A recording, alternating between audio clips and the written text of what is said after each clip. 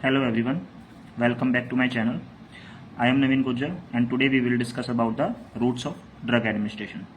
This is the topic under the PCI syllabus of B Pharma 4th semester pharmacology, that is roots of drug administration in unit 1.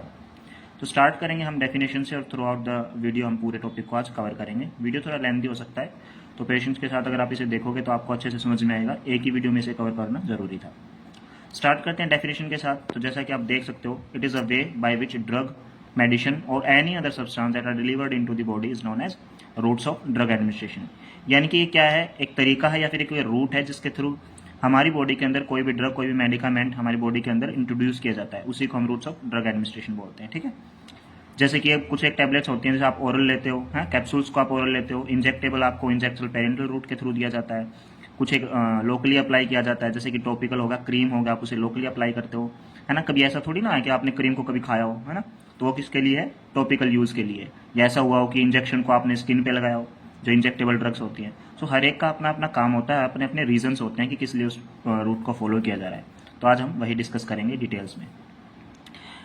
सो कौन कौन से factor हैं जो responsible होते हैं ये सिलेक्ट करने के लिए कि हमें कौन से रूट ऑफ ड्रग एडमिनिस्ट्रेशन को सिलेक्ट करना चाहिए. तो सबसे पहले कैरेक्टराइजेशन ऑफ ड्रग, कि ड्रग की कैरेक्टरिस्टिक्स क्या हैं.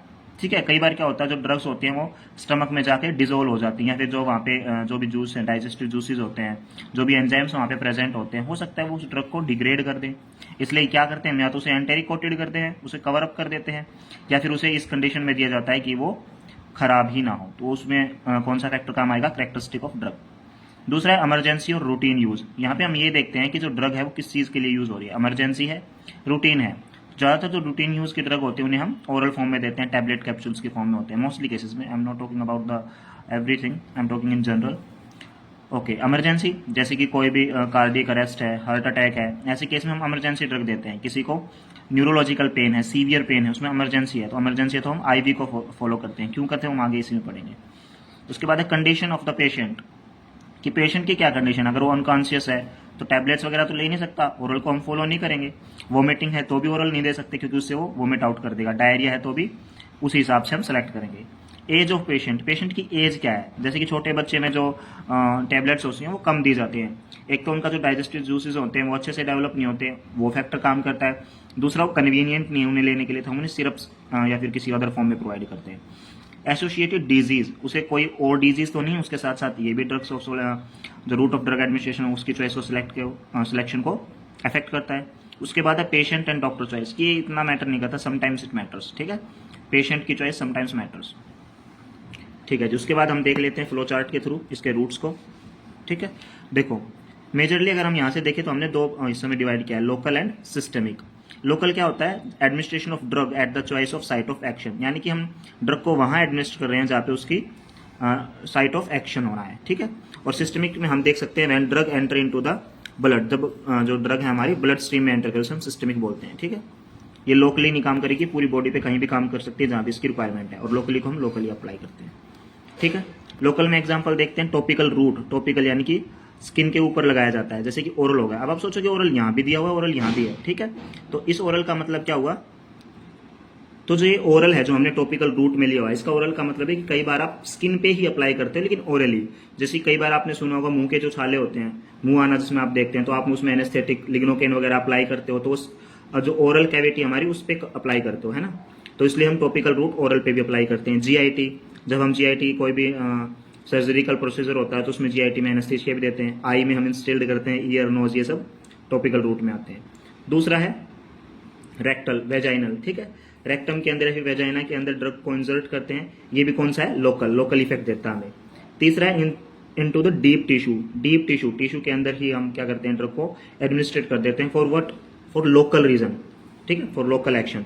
इसका एग्जाम्पल है ट्राइमिनोल इन रूमेटेड आर्थराइटिस. ठीक है. रूमेटेड आर्थराइटिस में, रूमेटेड आर्थराइटिस के अंदर क्या होता है, हमें जॉइंट्स पेन होते हैं तो हम क्या करते हैं, डायरेक्ट वहीं पे हम इंजेक्ट कर देते हैं ड्रग को. ठीक है. तो कैसा एक्शन देता है, लोकल एक्शन देता है. अब बात आती है सिस्टमिक की. सिस्टमिक जिसमें कि ड्रग क्या करती है, हमारी ब्लड के अंदर एंटर कर जाती है. इसको दो हिस्सों में डिवाइड किया गया है, एंटेरल और पेरेंटरल. एंटेरल में कौन सी आ गई, ओरल आ गया हमारा, सबलिंगुअल आ गया और रेक्टल आ गया. ठीक है. ओरल यानी कि हम जैसे ओरली ले रहे हैं tablet capsules, sublingual under the tongue, और रेक्टल जैसे रेक्टम के थ्रू दिया जा रहा है. तो इन्हें हम आगे पढ़ेंगे डिटेल में. इधर पेरेंटल के एग्जाम्पल है IV, that is intravenous, intramuscular, subcutaneous, intradermal और ट्रांसडर्मल पैच। ठीक है, हाँ जी, यहाँ से एक बार देख लेते हैं, ओरल से स्टार्ट करते हैं। बिल्कुल सिंपल पॉइंट में मैंने लिखा हुआ है, आपको ये बिल्कुल आसानी से समझ में आ जाएगा। ओरल क्या होता है, मोस्ट कॉमन, सबसे ज़्यादा यूज किया जाने वाला है, सबसे ज़्यादा एक्सेप्टेबल है, चीप भी और कन्वीनियंट भी है। तो इन्हें आप इनके एडवांटेज में भी लिख सकते हो कि एक तो ये सेफ होता है, चीप है, सस्ता होता है, पेनलेस होता है, टैबलेट लेने में कैसा पेन, कन्वीनियंट होता है और सेल्फ एडमिनिस्ट्रेट होता है। हालांकि उनके लिए इनको दिक्कत हो सकती है, कुछ एक पेशेंट होते हैं जिन्हें इसमें एनगल्फ करने में प्रॉब्लम होती है, तो उनके लिए कन्वीनियंट नहीं है, लेकिन हम जनरल बात करें मोस्ट ऑफ द के लिए होता है। डिसएडवांटेज क्या है, अनपैलेटेबल एंड इरिटेंट ड्रग के लिए ठीक नहीं है। ठीक है, जो कि इरिटेंट ड्रग होती है, जैसे कि कुछ कड़वी दवाई होती है, कुछ लोग नहीं ले पाते हैं उसे। उसके बाद नेक्स्ट है drug that destroyed by the digestive juices. तो उन ड्रग्स को हम नहीं ले सकते जो हमारे डाइजेस्टिव जूस है वो उसे डिस्ट्रॉय कर दे, या तो उन्हें हम, फिर मैंने बताया था पहले भी आपको, कि एंटेरी कोटेड करके देंगे उसको, या फिर किसी अदर रूट से देंगे। नॉट फॉर अनकॉन्शियस पेशेंट, भाई जो पेशेंट ही अनकॉन्शियस उसको हम कैसे देंगे, वो तो ले नहीं सकता। And not for the vomiting and emergency conditions. ठीक है, ये सब मैं आपको बता चुका हूँ जब हम ये देख रहे थे कि what are the factor responsible for the selection of the routes of drug administration. Next है सबलिंगुअल, ये इंटरल के पार्ट्स हैं। ठीक है, ये मैं यहाँ पे मैंने बताया था, oral, sublingual and rectal. Oral हमने देख लिया, अब देख रहे हैं सबलिंगुअल। तो अंडर द टंग, ठीक है, इसका एग्जांपल है नाइट्रोग्लिसरीन। कब यूज करते हैं, इन एंजाइना अटैक। देखो इसमें क्या होता है, एब्जॉर्ब होती है via buccal cavity, buccal cavity के अंदर एब्जॉर्ब होगी अंडर द टंग, क्योंकि टंग के पास बहुत सारी जो आर्टरीज हैं, वेन्स है, वहां से जाती है, अगर आपने देखा होगा कई बार, तो उसमें इजीली वो वहां से इजीली पास कर सकती है। तो enter into the blood circulation को अपना सिस्टमिक इफेक्ट या फिर लोकल इफेक्ट, लोकल नहीं, अपना सिस्टमिक इफेक्ट ये शो करेगी टू द रिक्वायर्ड साइट जहां भी इसकी जरूरत है। ठीक है, एडवांटेज क्या क्या है, क्विक ऑनसेट, देखा क्विक ऑनसेट तभी तो दिखा ना, नाइट्रोग्लिसरीन इन एंजाइनल अटैक, क्विक, हमारे बहुत जल्दी जरूरत है इसकी, तो इसलिए हम क्या देते हैं, क्विक ऑनसेट इसका एडवांटेज होगा।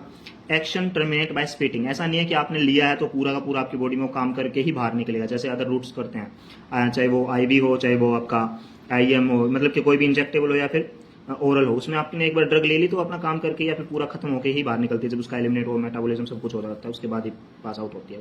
लेकिन इसका जो एक्शन है टर्मिनेट हो सकता है, जैसे कि आपने उसे थूक दिया, थूकते उसका एक्शन रुक जाएगा। Bypass the first pass metabolism, first pass metabolism को बाईपास कर जाता है। आगे हम डिटेल में पढ़ेंगे जब हम फार्माकोडायनामिक या काइनेटिक पढ़ेंगे, मेटाबॉलिज्म क्या होता है, उसमें अच्छे से हम फर्स्ट पास मेटाबॉलिज्म के बारे में बात करेंगे। अभी बस इतना देख लो कि ये इसका जो मेटाबॉलिज्म उसमें बाईपास कर जाता है, यानी कि लीवर के साथ इसका कोई इंटरेक्शन नहीं होता है यहाँ पे। सेल्फ एडमिनिस्ट्रेबल है, तो हम इसको सेल्फ अपने आप भी पेशेंट ले सकता है, यही बात तब ओरल में भी लिखे थे। डिसएडवांटेज क्या है, not suitable for the irritant and lipid insoluble drug. ठीक है, इरिटेंट ड्रग के लिए अब है नहीं, और जिनका टेस्ट ही खराब होता है उन ड्रग को भी लेने में दिक्कत होती है। अच्छा, ये जो मैंने हाईलाइट किया है लिपिड इनसॉल्युबल ड्रग, तो लिपिड सोल्यूबल ड्रग होनी चाहिए किस चीज के लिए, जब हम सबलिंगुअल ले रहे हैं। तो ठीक है, स्टार मार्क किया हुआ है, तो लिपिड इनसॉल्युबल के लिए डिसएडवांटेज हुआ। तो कैसी ड्रग्स होनी चाहिए यहाँ पे, लिपिड सोल्यूबल ड्रग्स होनी चाहिए। ठीक है, नेक्स्ट है इसके अंदर एंटरल के अंदर रेक्टल, तो in the form of solid और लिक्विड, लिक्विड तो नहीं लेकिन सेमी सॉलिड आप बोल सकते हो। एग्जांपल है स्पोजिटरीज और एनिमा, एनिमा को हम कॉन्स्टिपेशन में यूज करते हैं।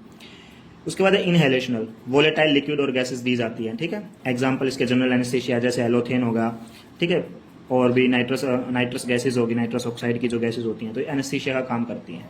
ठीक है जी, हाँ जी। उसके बाद आ गया हमारा पेरेंटरल। पेरेंटरल कौन से रूट्स होते हैं, अदर देन द एंटेरल। ठीक है, अगर हम लोकल को हटा दें और एंटेरल को हटा दें, जो बाकी बचे हैं वो हमारे पेरेंटरल है। तो सबसे पहले इसके एडवांटेज देख लेते हैं। एक तो क्विक कॉन्सेप्ट है, डायरेक्ट ब्लड में जाएगा तो अपना एक्शन बहुत जल्दी शो करेगा। उसके बाद दूसरा है यूजफुल इन अनकॉन्शियस पेशेंट, तो हम किस में इसको यूज कर सकते हैं, जो अनकॉन्शियस पेशेंट होते हैं उसमें आसानी से यूज कर सकते हैं। ठीक है, कोई भी पेशेंट है जो होश में नहीं है तो हम डायरेक्टली उनके उसके ब्लड में इंजेक्ट कर सकते हैं। उसके हाँ जी, उसके बाद है यूजफुल इन अनकॉन्शियस पेशेंट, उन पेशेंट जो अनकॉन्शियस है। ठीक है, हो गया। उसके बाद है इन वॉमिटिंग एंड डायरिया, वॉमिटिंग है तो ओरल तो दे ही नहीं रहे जो दिक्कत करेगा, तो वॉमिटिंग में और डायरिया में जनरली हम पेरेंटल इंजेक्टेबल ही प्रेफर करते हैं। Suitable for irritant drug and that destroy by the digestive juice, जो इरिटेंट होती है जिन्हें हम ओरली नहीं ले सकते उसमें इंजेक्टेबल का फॉर्म प्रेफर करते हैं हम, और जो डाइजेस्टिव जूस के द्वारा डिस्ट्रॉय करने का डर है उनको भी हम पेरेंटल दे सकते हैं, क्योंकि अभी इन्हें स्टमक में नहीं जाना ना, डाइजेस्टिव ट्रैक्ट में हमें नहीं जाना। अच्छा, डिसएडवांटेज क्या क्या है, required aseptic condition, sepsis free होना चाहिए। एसेप्टिक मतलब कि कोई जर्म्स वगैरह माइक्रोब्स वगैरह नहीं होने चाहिए, इसलिए आपने देखा होगा कॉटन से इथेनॉल से स्वेप्ट आउट किया जाता है आपकी स्किन को। एक्सपेंसिव होते हैं ऑब्वियसली, पेनफुल होते हैं and can not self administrate. ठीक है भाई। उसके बाद इसके एग्जांपल है intradermal ID into the layers of skin, skin की लेयर्स में इसको दिया जाता है। मैक्सिमम जो वैक्सीन होती है वो इंट्राडर्मल ही दी जाती है। इसमें एक एग्जाम्पल मैंने दिया बीसीजी वैक्सीन का। दूसरा है subcutaneous into the subcutaneous tissues, example हो गया इसका adrenaline, insulin et cetera. Intramuscular injected into the large muscle, example इसके पीसीएम डाइक्लोफेनेक, ठीक है, जो लार्ज मसल्स होती हैं आपकी पेल्विक मसल्स होती हैं ना, कूल्हे के अंदर जो लगाए जाने वाले इंजेक्शन वो इंट्रामस्कुलर होते हैं। Intravenous direct into the blood stream, ये अकेला ऐसा रूट है जिसकी बायो अवेलेबिलिटी 100% होती है। बायो अवेलेबिलिटी मतलब कि जो ड्रग हमने एडमिनिस्टर की पूरी साइट ऑफ एक्शन पे अपना काम करने के लिए प्रेजेंट होती है, उसमें से कुछ भी डिस्ट्रॉय नहीं होता। एग्जाम्पल इसका मॉर्फिन, इसके बहुत सारे एग्जाम्पल हैं। इंट्रा आर्टेरियल मतलब कि जिनको आर्टरी में डायरेक्ट इंजेक्ट किया जाता हो, जैसे कि एनेस्थीसिया हमारे फेंटेनाइल को इंजेक्ट किया जाता है। और इंट्राकार्डियल जिन्हें हार्ट के अंदर डायरेक्ट इंजेक्ट किया जाता है, दैट इज एपिनेफ्रिन। इसके अलावा भी बहुत से इंपॉर्टेंट रूट्स होते हैं, इसके अलावा भी बहुत से रूट्स होते हैं, लेकिन जो इंपॉर्टेंट रूट्स है मैंने सबको कवर किया, ठीक है। आई होप आपको ये समझ में आया होगा अच्छे से।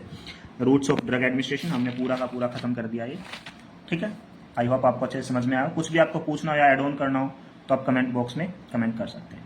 Thank you for watching the video.